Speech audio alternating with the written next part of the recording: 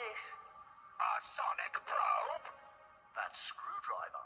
It is harmless. Oh, yes. Harmless is just the word, that's why I like it. Doesn't kill, doesn't wound, doesn't maim. But I'll tell you what it does do. It is very good at opening doors. Hello, doctors, time lords, companions and masters, and of course, not to mention the aliens. This is the Nerd Vault here, where we dive into the infinite vaults of TV shows, but of course, as the channel's main and at the moment only source of videos, we're going to be taking a look at another Doctor Who prop today. It's been posted on my Instagram for a while now, but I've been busy working, so I haven't been able to do the video, so that's hence why it's going to be done today. So yeah, I don't know if you can see it already in the background, but today we're going to be taking a look at this, which is of course the LSP wide slider here that I managed to acquire the other week, and this is an absolute stunning beauty of a replica. Now, the wide slider was debuted in The End of the World, which was the second episode in Doctor Who, but the fourth to be filmed. And it made its final appearance in Series 2 of Doctor Who Doomsday. So this sonnet was used by the 9th Doctor, Christopher Eccleston, and the 10th Doctor, David Tennant, and it had some really good runnings. So the reason it's called the wide slider is obviously due to its, well, wide slider. I don't think you could really name it anything else after you've seen that, but its official name is the wide slidered Aztec, because of course this was based off the Colony Cream Aztec that was only used 3 times. I'm sure you know which episodes they were used in. Episode 1, and I believe it was episode 5 and 6, Aliens of London and World War 3. But those were the first 3 episodes to be filmed, hence why the Colony Cream Aztec appears in those ones. But the Colony Cream Aztec would eventually become the wide slidered Aztec. The reasons for this, reasons why we got a slider this early on in the show, the slider one was due to the Aztecs being a bit troublesome while filming, and Eccleston just wanted something that he could kind of just move up with his thumb, rather than having to pause the camera shots to extend it to the position he needed it. So it was really a case of, okay, we'll cut a massive slider down there so that it fits the micro switch going up and down, and we'll do that for you. And obviously it proved a lot easier for Eccleston to use, and it was so popular that they decided to keep it for Series 2 as well, which this one was the main Sonic used in Series 2 with Tennant, along with the Grey Aztec, and yeah, but it sadly made its last appearance as the wide slidered Aztec anyway in Doomsday, and then of course parts of the Sonic were restored for the tri-slided Aztec, which of course followed. But yeah, so here it is. We'll take a look from the head down as well. If it will focus, hopefully it will. Yeah. So as you can see here, we've got the fantastic LSP blue dome here, which is obviously raised slightly, which is accurate to this particular Sonic. As you know, some of the domes are very small, whereas others are quite out, and, you know, I prefer the ones that are raised. And then we've got the aluminium head as well, as you can see here with the struts. Now on this particular model, the blue line is in centre with this little pole in here, and the rounded squares. Same with the slider. as well. As you can see, the teeth are fantastic. They close very well, very flush. And then here we have the fantastic crackle paint job on the body here, as you can see, with the black grub screws. Now the black grub screws contribute to the Series 1 version of the prop, whereas if you have the painted screws, which I don't have on me at the moment, they are contributed to the Series 2 one mainly. So yeah, but it's a fantastic painted body there, with of course the awesome teardrop bumps here as well. They look different on every single Tenant prop that I own, but that's obviously they changed them to mimic the actual replica at that sort of particular time. And then here, of course, you can see the blue line as well, which is pretty cool. Everybody loves that blue line, don't they? For years, we never knew what it was. We just thought it was there for design. But I do believe it's the settings, isn't it? It indicates where the settings are. But do correct me if I'm wrong on that. But I'm pretty sure that's what the blue line is there for. I mean, it wouldn't just be put in, would it, really?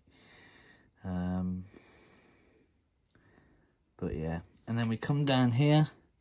We've got the nice little trench groove kind of thing going on here. And then we have, of course, the end cap. And the end cap is absolutely fantastic. If you'll pardon the Ninth Doctor pun there. I'm probably going to use that word quite a lot in this video. But as you can see, there you are. Nicely done. Nicely rounded off. And, of course, you can extend this one, obviously, to reveal the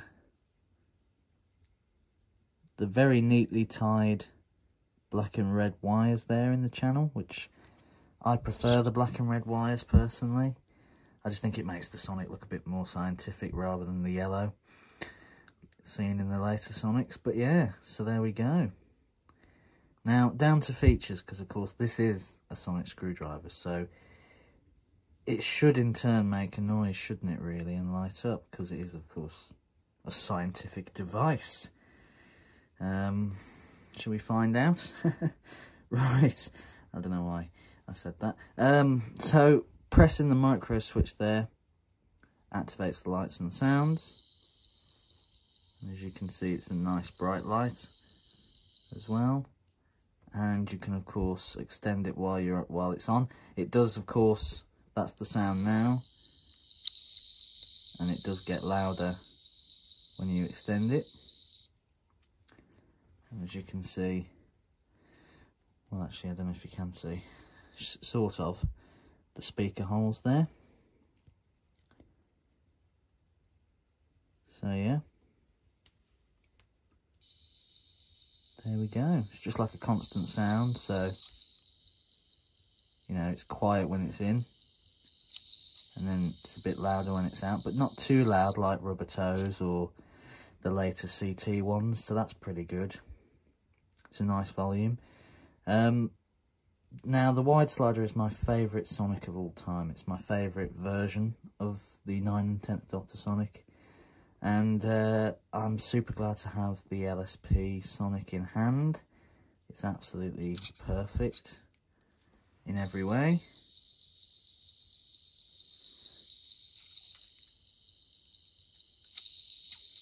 So yeah, there you go. We'll do some comparisons now.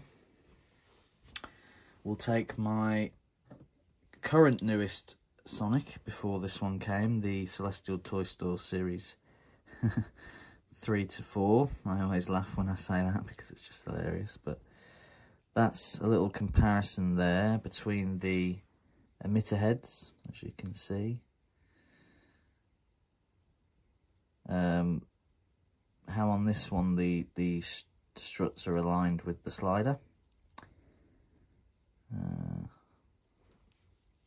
Does bug me a little bit that thing's missing there, but I'm sure I can get something in there eventually. And you can see the sliding mechanisms as well, obviously being completely different. And then obviously the CT one having a yellow wire and this one having a black and red. But this one's louder. The wide slider's louder than this one, which is a bit weird for CT, but then again, his earlier ones were quieter than the newer ones, so that's it really. But yeah, I mean, two fantastic replicas on their own merits. This one's very heavy though. This one's my heaviest 10th Doctor Sonic in the collection. Definitely not used in Series 3 though. That's for sure. Next up then, we will compare the Rubber Toe Series 4 prop. So as you can see there. Oh, beautiful, absolutely stunning crackle paint on the Rubber Toe. But I don't know, I kind of, again, prefer the wide slider, but that's just me.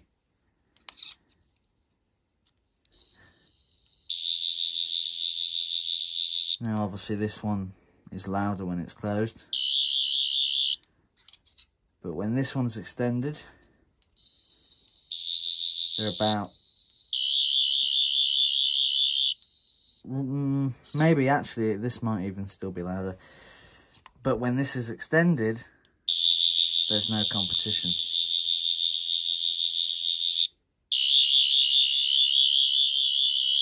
There's just no competition, you can't beat it, there's just no way you can at all.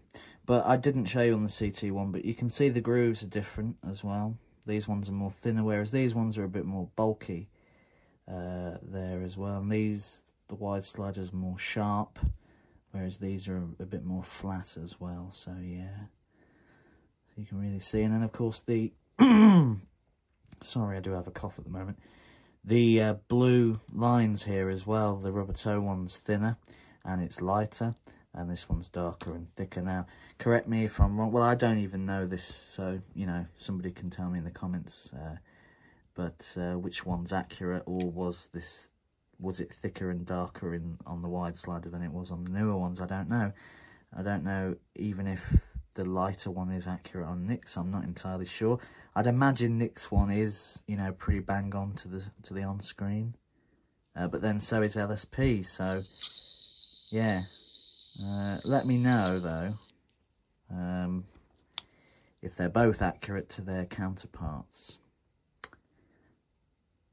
or if it doesn't really matter. But yeah, so there you go. That is the Rubber Toe replicas. And then of course we have the last one, which isn't really the best to compare, but we'll do it anyway.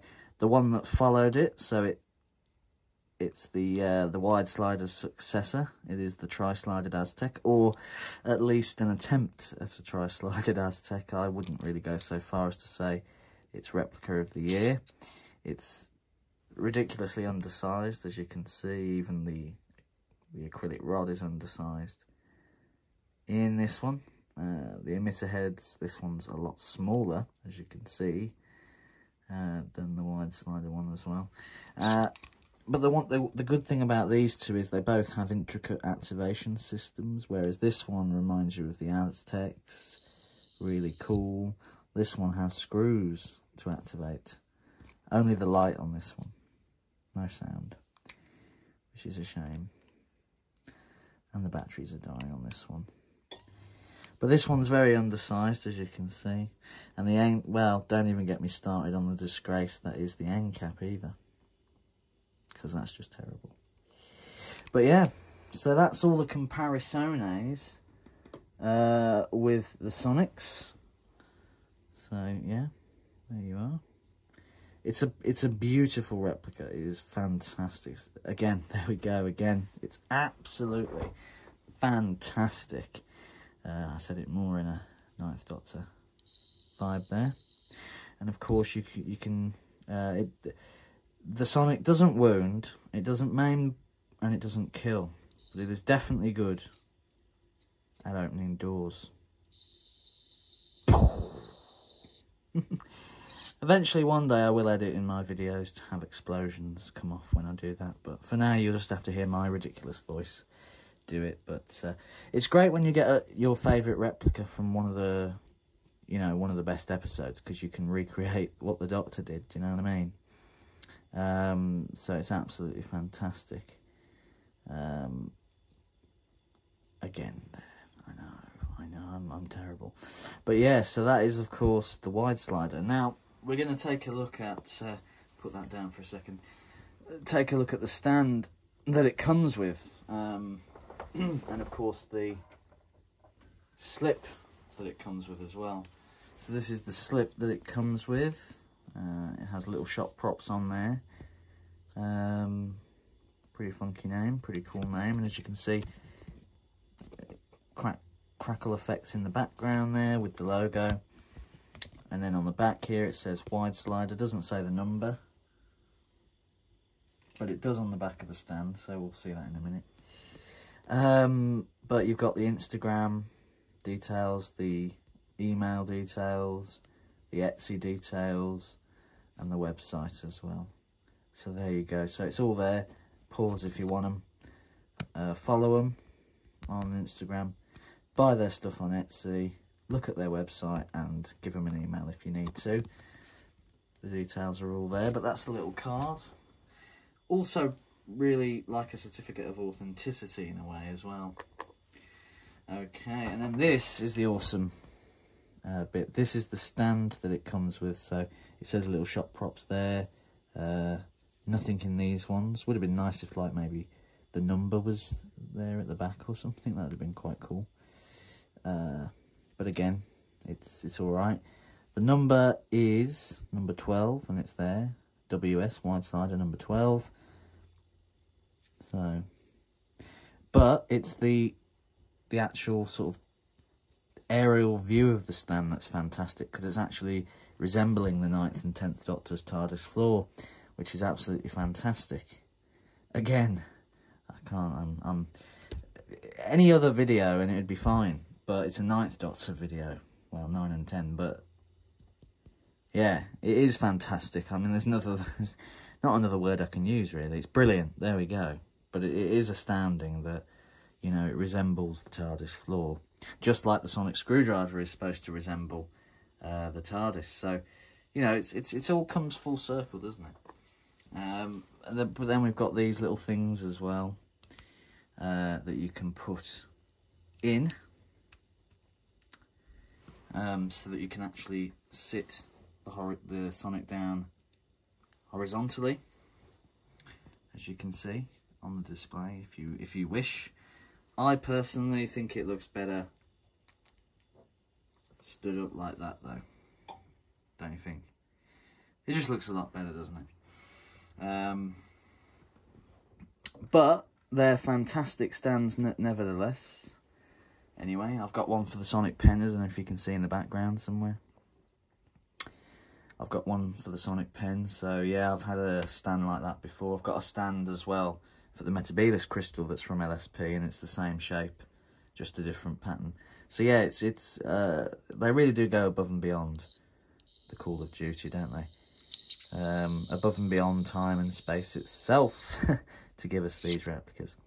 But yeah, so there you go, guys. That's the wide-slided Aztec. Debuted in the episode 2, Series 1, End of the World, and finalised its departure and destroyal. Well, it didn't really get destroyed, did it? But finalised its retirement in Series 2, Episode... Ooh...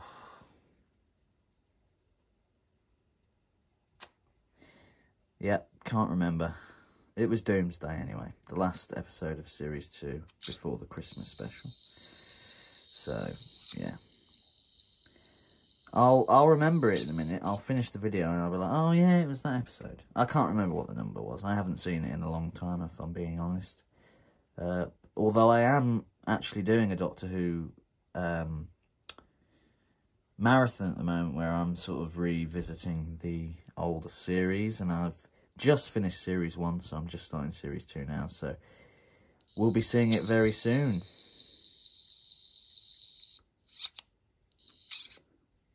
But yeah.